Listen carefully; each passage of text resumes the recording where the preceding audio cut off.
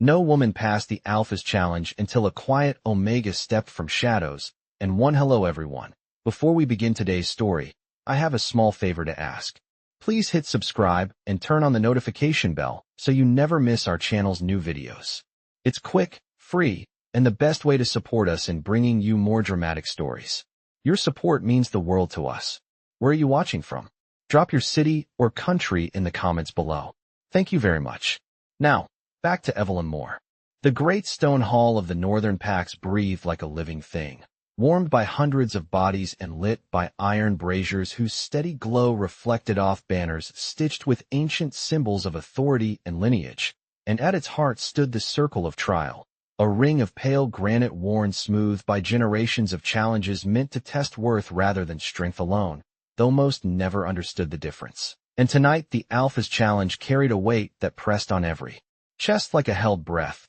because no woman had passed it, not in memory, not since the rules were carved and the standards set by those who believed power announced itself loudly, boldly, without hesitation. One by one, confident contenders had stepped forward earlier, shoulders squared, eyes blazing, voices strong, and one by one they had faltered, not broken but turned aside by a quiet resistance that could not be forced, leaving murmurs in their wake and a tightening silence that followed each attempt, until even the most certain among the crowd began to shift uneasily, wondering if the challenge itself had changed or if they had simply misunderstood what it was asking. High above, on the raised dais of dark oak and stone, King Alaric Blackthorn observed without comment, his presence alone enough to still conversation, his posture relaxed yet unmistakably alert, as if every sound, every heartbeat, reached him without effort, and though his expression revealed nothing,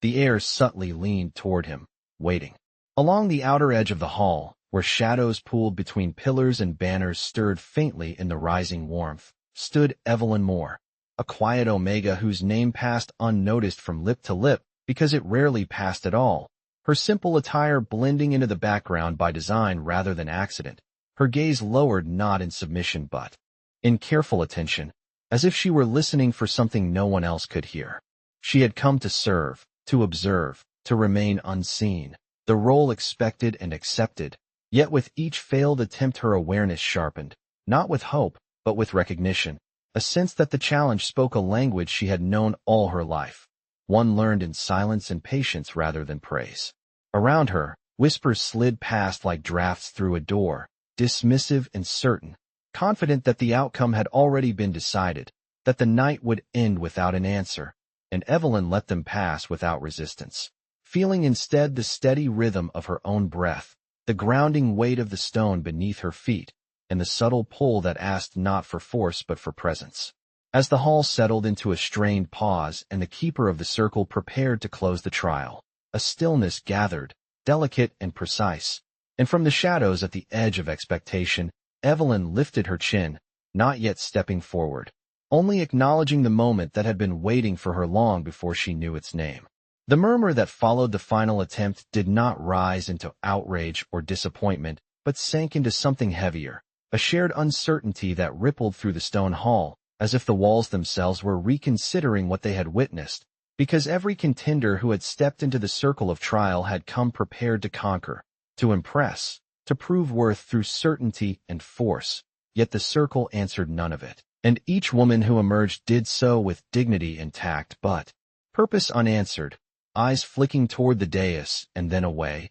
as though the silence had spoken a verdict too private to repeat. The keeper of the circle moved with practiced calm, announcing each outcome in the same measured tone, and with every announcement the air thickened, expectation compressing into a tight, invisible knot that no one dared pull apart. Some shifted their weight, others folded their arms. A few forced smiles that did not reach their eyes, pretending the evening had gone exactly as planned, while whispers traced cautious paths along the benches, questioning the rules, the timing, even the Alpha himself, though never loudly enough to invite consequence. High above them, King Alaric Blackthorn remained still, one hand resting lightly on the arm of his seat, his gaze following the subtle patterns no one else seemed to notice. The way confidence fell away at the threshold of the circle, the way resolve softened into listening just before retreat, And though his expression did not change, something attentive sharpened behind his eyes, as if the failures were not disappointments, but data. The circle of trial stood empty now, its pale surface reflecting firelight and calm defiance, unchanged by effort or ambition, and that steadiness unsettled the hall more than rejection ever could. Along the edges, the crowd rearranged itself without realizing it, leaning closer as if proximity might provide clarity. And somewhere near the pillars, Evelyn Moore felt the shift like a change in weather, subtle but undeniable, the room no longer moving forward but inward, folding back on itself in search of meaning. She watched the women who had failed not with judgment but with recognition, seeing in their attempts the familiar pattern of trying to be seen by becoming louder, stronger, more certain than they felt. And she understood why the circle had remained silent, because silence was what it asked in return. A nearby attendant scoffed under her breath, muttering that the challenge was flawed, that it demanded too much, and a few nodded in agreement, eager for a reason that absolved them of discomfort, while others stared at the empty ring with something close to unease, wondering if the measure of worth they had trusted all their lives had quietly shifted without permission. The keeper hesitated before calling an end, his eyes darting briefly toward the dais, and in that pause the hall held its breath again, suspended between closure and possibility, unaware that the true test had not yet begun. Evelyn remained where she was, hands steady at her sides, heart calm rather than brave, because bravery felt loud and performative, and this moment required something else entirely, something patient and exact, something that did not rush to fill silence but allowed it to speak. And as the murmurs swelled and receded, she felt the pull grow clearer, not urging her forward yet, only aligning her attention with the quiet truth settling over the stone floor, the banners, the watching alpha, and the circle that waited, unchanged, for someone who would step into it without trying to conquer it at all. Evelyn Moore had learned long ago how to occupy space without claiming it, how to stand where she could see everything while remaining unremarked. And as the hall shifted restlessly around the empty circle of trial, she felt that familiar instinct settle over her like a cloak, not born of fear but of habit, the quiet survival skill of an Omega who understood that attention was often mistaken for value. She stayed near the stone pillar etched with faded runes, its cool presence steady at her back, watching the gathered pack search for resolution in one another's faces, each reaction louder than the last, each opinion certain that the challenge had failed them rather than the other way around. She heard the words as they floated past, complaints disguised as analysis, confidence fraying into irritation, and none of it surprised her, because the challenge had never asked for volume, and most had answered with noise. To Evelyn, the silence of the circle felt honest, even kind, and she found herself breathing more easily as the evening drew closer to its supposed end, the expectation loosening its grip on her chest. She had not come with intent to step forward, had not imagined herself inside the ring that commanded so much attention, because imagining such things invited disappointment, and disappointment was something she had learned to carry lightly, acknowledging its presence without letting it decide her worth. Her role here was clear and small, to assist where needed, to move quietly along the edges, to ensure the night concluded smoothly, and she was prepared to do exactly that, even as something deeper stirred beneath her calm exterior. Not urgency or ambition, but a recognition that felt like remembering a truth she had once known and never needed to prove. From her place in the shadows, she could see King Alaric Blackthorn more clearly now, the angle of his shoulders, the stillness that did not read as disinterest but as restraint, and though she did not look directly at him for long, she sensed the way his attention moved, methodical and discerning, passing over the crowd and lingering where others would not think to look. The realization did not unsettle her. It simply confirmed what she already felt, that this night was listening for something different. An attendant passed by, carrying a tray long since emptied, pausing just long enough to glance at Evelyn with mild surprise, as if noticing her for the first time, then moving on without comment, and Evelyn allowed herself a small inward smile, because being overlooked was a familiar state, one that had taught her patience, observation, and a respect for quiet strength.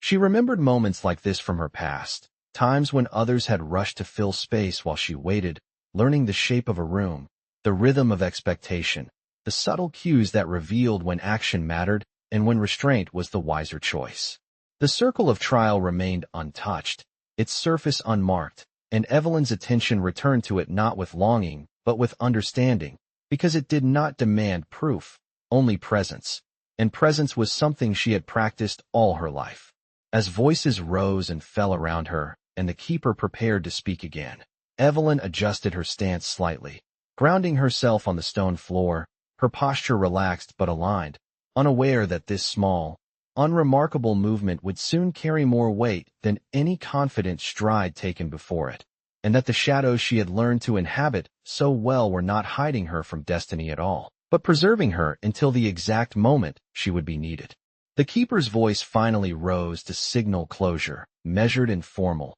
announcing that the trial would conclude for the night, and at once the restrained tension in the hall loosened into conversation that was sharper than before, edged with relief and irritation, as if disappointment needed to be spoken aloud to feel justified. Laughter surfaced in small bursts, not joyful but dismissive, and several voices speculated loudly about flaws in the challenge, about outdated traditions, about expectations that no longer fit the modern packs, while others nodded in agreement, eager to reframe the evening as a failure of design rather than a test unmet. Near the center benches, a group of attendants exchanged knowing looks, one of them casting a glance toward the shadows and remarking that perhaps the circle had finally learned what everyone already knew, that no Omega could ever satisfy a standard meant for those born to command, and the comment was met with soft chuckles, casual and unchallenged. Evelyn Moore heard it clearly, not because it was loud, but because such words had a way of finding her no matter how quietly they were spoken, and she felt the familiar brush of dismissal pass over her like a breeze that carried neither heat nor cold, only reminder. Another voice followed, careless and confident, noting that the challenge had probably been designed with a certain kind of presence in mind, someone bold enough to seize attention, strong enough to bend the room around herself, and several nearby heads turned instinctively toward the women who had already tried and failed, none of them considering the figure standing near the pillar, her posture composed, her expression unreadable. Evelyn remained still, her hands folded loosely, her breathing even, allowing the moment to unfold without defense, because she understood that these assumptions were not aimed at her personally, not truly, but at an idea so ingrained it rarely questioned itself. A passing attendant brushed too close, muttering an apology that did not quite meet her eyes, and someone else commented that it was probably for the best, that forcing an answer from the circle would only embarrass the wrong people, a statement that carried an unspoken hierarchy everyone recognized. Evelyn felt no sting, only a quiet awareness that this was the precise moment the trial had been building toward, the place where certainty collapsed into dismissal, where the room decided it already knew the truth and stopped listening. Above it all, King Alaric Blackthorn did not rise, did not speak, but his stillness sharpened, and while most interpreted his silence as indifference or impatience, Evelyn sensed something else, a pause that held weight rather than absence, as if he were measuring not the outcomes but the reactions, noting who rushed to explain and who waited. The keeper hesitated again, glancing toward the dais, then back to the crowd, uncertainty flickering across his composed features as protocol collided with expectation, and it was in that hesitation that the whispers grew bolder, more pointed, one voice suggesting that perhaps the circle demanded too much humility, another laughing that humility had never won a challenge in history. Evelyn's gaze lowered briefly, not in shame but in focus, because beneath the surface noise she felt the quiet alignment settle into place, a clarity that did not ask permission or validation. The assumptions circling her were familiar, well-worn, and strangely comforting in their predictability, because they marked the boundary she had learned to navigate without resistance, the edge where others stopped looking and she began to see. As the keeper drew breath to formally close the trial, Evelyn shifted, her weight almost imperceptibly, a small adjustment that grounded her more fully on the stone floor, and though no one noticed the movement, it carried intention, not defiance but readiness, because the dismissal filling the hall had created exactly the space the challenge required, a silence beneath the noise. Waiting for someone who understood that worth did not argue for itself, it simply stepped forward when the moment arrived. The keeper drew in a breath to speak the final words, and the sound cut through the overlapping voices just enough to draw attention back to the center. But before he could finish, a subtle shift rippled through the hall, not loud or dramatic, simply a change in direction, like a current finding a new path. From the shadows near the stone pillar, Evelyn Moore moved. It was not a bold stride or a declaration, only a single step forward, measured and calm, the soft sound of her boots against the stone floor barely audible beneath the fading murmurs. A few heads turned out of reflex, curiosity flickering before settling back into dismissal, because the figure stepping forward did not match the image everyone held of a challenger. She was quiet, plainly dressed, her posture relaxed rather than imposing, and for a heartbeat the movement seemed like a mistake that would be politely ignored. Evelyn felt the weight of the room shift toward her anyway, not because of who she was, but because the silence she carried answered the silence the circle demanded. She did not look at the crowd as she moved, her attention fixed instead on the pale granite ring ahead, its surface unchanged, waiting, and with each step she felt the familiar alignment deepen, the sense of rightness that had followed her through moments of listening rather than speaking. Someone near the benches laughed softly, assuming she was an attendant crossing the floor, and another voice murmured that the trial was already over, but the words trailed off as Evelyn reached the edge of the circle and stopped, her presence registering at last as something intentional. The keeper froze, his mouth half open, uncertainty written plainly across his face as protocol faltered, and all eyes shifted upward instinctively toward the dais. King Alaric Blackthorn had not moved, yet his attention had locked, unmistakable now, his gaze steady and focused in a way that stilled the room more effectively than any command. Evelyn felt it then, the awareness of being seen, not appraised or judged, but noticed, and she lifted her chin slightly, meeting the moment without challenge or submission. The hall quieted, conversations dying mid-sentence, laughter fading into embarrassed coughs, as realization spread that something unscripted was unfolding. Evelyn stood at the threshold of the circle, hands relaxed at her sides, breathing even, waiting not for permission but for acknowledgement, because she understood that forcing entry would break the balance the trial required. The keeper glanced again toward the Alpha, searching for instruction, and though King Alaric did not speak, a subtle nod passed between them, small but decisive. The keeper stepped aside, clearing the way without ceremony, and the circle seemed to draw Evelyn forward, its calm presence meeting hers as she crossed into its center. A hush fell so complete it felt like a held breath shared by everyone present, the kind of silence that carried expectation rather than doubt. Evelyn felt the stone beneath her feet, cool and steady, and for the first time that evening, she allowed herself to fully inhabit the space, not shrinking or expanding, simply present. She did not announce herself, did not explain her intent, because the challenge did not ask for explanation, only honesty, and as she stood there, the quiet Omega who had been overlooked moments before, the hall leaned inward, aware that something essential had finally stepped out of the shadows and into the light. The moment Evelyn fully entered the circle, the air changed in a way that was difficult to name but impossible to ignore, as if the room itself had shifted its attention inward, drawing focus to the quiet center where she stood. The circle of trial responded not with spectacle but with pressure, a subtle, encompassing presence that settled around her like a held gaze, testing not strength of body but steadiness of self. Evelyn felt it immediately, not as pain or fear, but as weight, a demand that reached past surface confidence and pressed gently yet insistently against her sense of balance, purpose, and truth. Around the ring, observers leaned forward without realizing it, some squinting as if expecting visible strain, others folding their arms, convinced that this was where the quiet Omega would falter, because this was where everyone else had. Evelyn did not move. She allowed the pressure to meet her fully, her shoulders relaxed, her stance natural, feet planted shoulder-width apart on the cool stone, breathing slow and deliberate. She felt memories rise unbidden, moments of being overlooked, spoken over, measured and found wanting, and she let them pass through her without resistance, understanding that the challenge was not asking her to erase who she was, but to remain present with it. The pressure shifted, deepening, not intensifying but refining,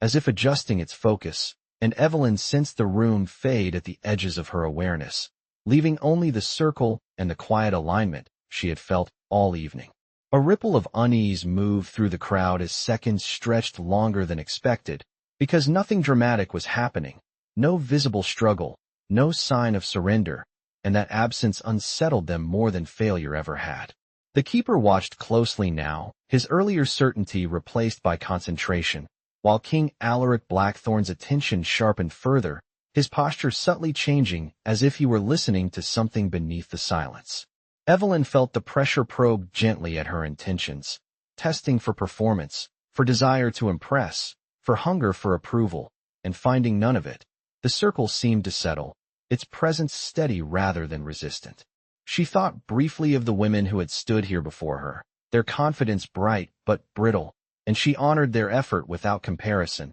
because this was not a competition against others, but a conversation with something older and quieter. The pressure shifted again, not away but inward, and Evelyn felt a moment of doubt brush her thoughts, the familiar question of whether she belonged in spaces like this, whether she had misunderstood the call she felt so clearly, and she acknowledged it without judgment, letting it exist without allowing it to decide for her. The circle responded by easing, not releasing but aligning, as if recognizing honesty where it found it, and a collective intake of breath swept the hall as observers sensed the change without understanding it. Evelyn remained still, not triumphant, not strained, simply present, her expression calm, eyes open and focused, meeting the invisible measure without flinching. King Alaric leaned forward slightly, a movement so small it might have gone unnoticed by anyone less attentive, and his gaze locked fully on the Omega at the center of the ring, something like recognition flickering behind his composed exterior. The pressure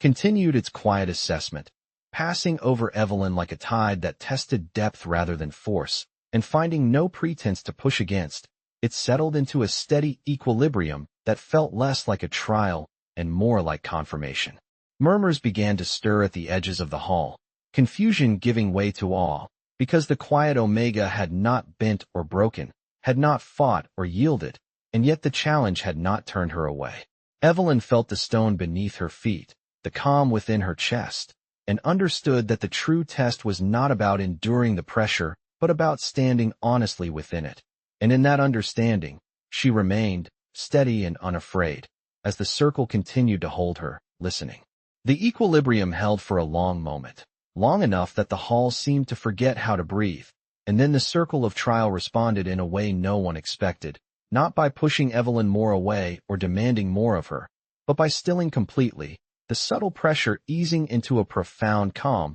that felt deliberate rather than accidental. A low hum, barely perceptible, resonated through the stone beneath her feet, not a sound so much as a sensation, and those closest to the circle felt it first, a gentle awareness that something had shifted from testing to recognition. Evelyn felt it too, a quiet warmth spreading through her chest, not excitement or triumph, but clarity, as if the circle had acknowledged what she had known all along, that she belonged here not because she demanded entry, but because she understood the space. The keeper's eyes widened slightly, his practiced composure slipping as he sensed the change, and a wave of astonishment rippled outward as observers realized the trial had not rejected her. Whispers rose again, this time uncertain, questioning, searching for explanations that did not yet exist, while others fell silent entirely, intuition warning them that words might fracture something fragile and rare. Above them, King Alaric Blackthorn rose from his seat.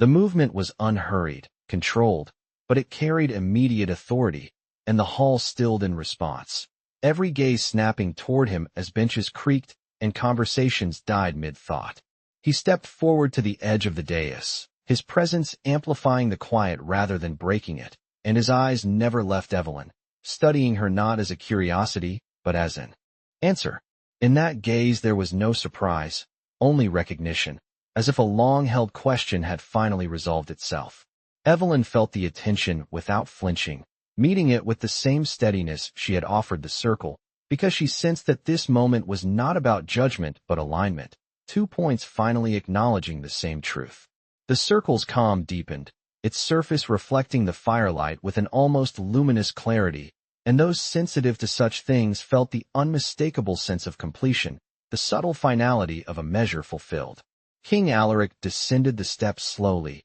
each footfall measured, deliberate, and the distance between him and the circle closed without hurry, the air seeming to part to allow his approach. When he stopped just short of the ring, he did not speak immediately, allowing the silence to do its work, to settle understanding where disbelief still lingered. The keeper watched him closely, awaiting instruction, while the crowd leaned forward as one, caught between awe and uncertainty, because the quiet Omega at the center of the trial had done what none before her could without force, without spectacle. Evelyn stood unchanged, her breathing even, her gaze steady, feeling neither elevated nor diminished by the attention, only present, and in that presence the meaning of the trial clarified for everyone watching. When King Alaric finally spoke, his voice was calm, resonant, carrying easily through the hall without need for volume, and though his words were few, they struck with undeniable certainty, affirming what the circle had already declared without sound.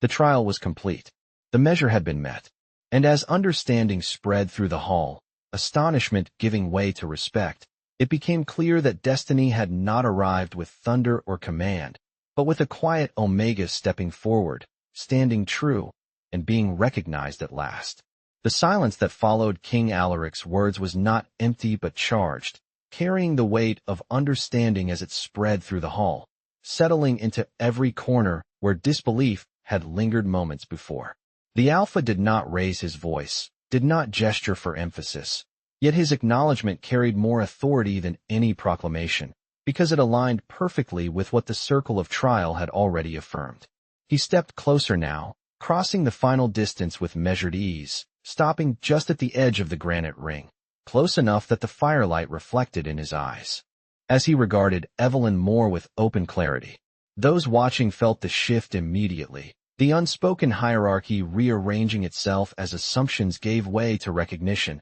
and murmurs rippled outward, no longer dismissive but uncertain, recalibrating around a truth that could not be undone. The keeper found his voice again, formal training guiding him through the protocol that had never anticipated this outcome, and he announced the result with careful precision, his tone steady even as his hands betrayed a faint tremor. The challenge had been met. The circle had accepted. A quiet Omega stood victorious without spectacle, and the declaration landed heavily, reshaping the meaning of the night. Evelyn listened without reaction, her expression calm, because victory was not what she had sought, and the word felt less like an ending than an acknowledgement of something that had always been present. She felt the room adjust around her, the weight of many gazes shifting from curiosity to respect, some hesitant, some awed, and she understood that this moment belonged as much to them as it did to her, because it asked them to reconsider what they believed strength looked like.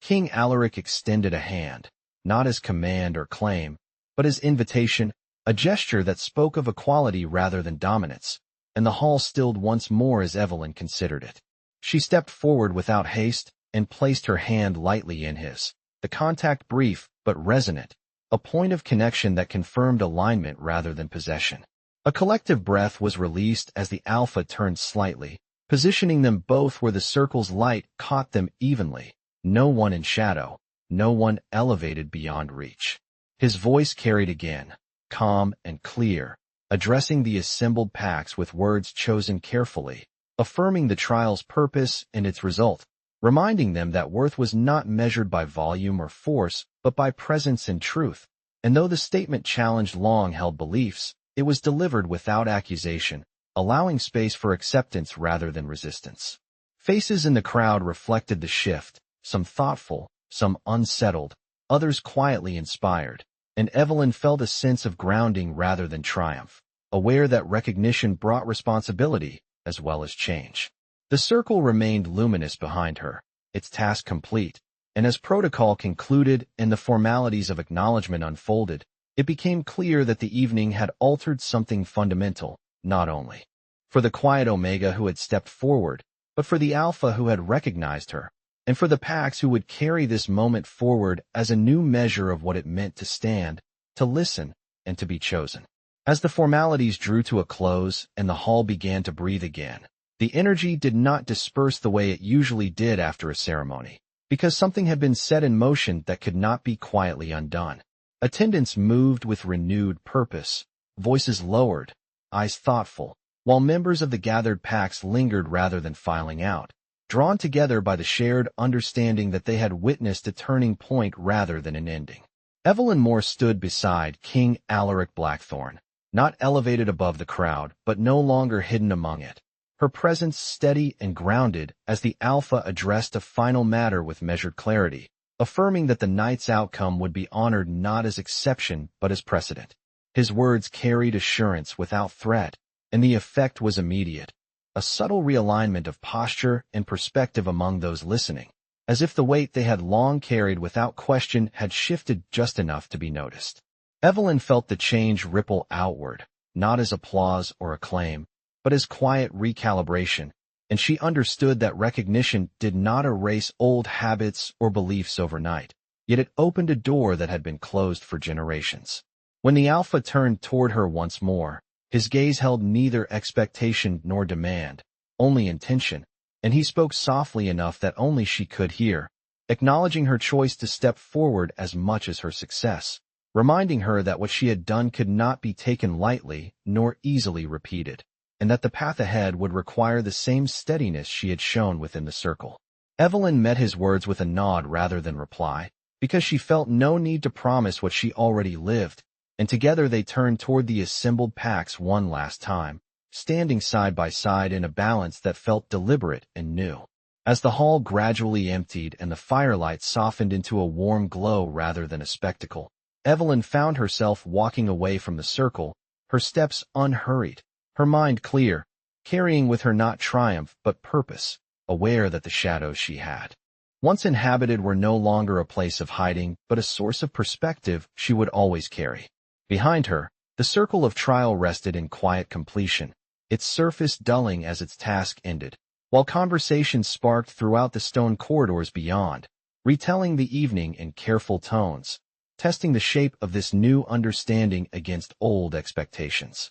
King Alaric paused at the threshold of the hall, watching Evelyn depart with a thoughtful expression, aware that destiny had revealed itself not through force or command but through recognition, and that what lay ahead would demand wisdom rather than dominance. Outside, the night air was cool and steady, carrying the scent of pine and stone, and Evelyn breathed it in, grounding herself once more, knowing that her life had changed not because she had sought power, but because she had answered a call meant for her alone. The path forward remained unwritten, filled with challenges yet unseen, but as she stepped into the quiet beyond the hall, one truth remained clear. The world had shifted because a quiet Omega had stepped out of the shadows, and nothing would ever return to exactly the way it had been before.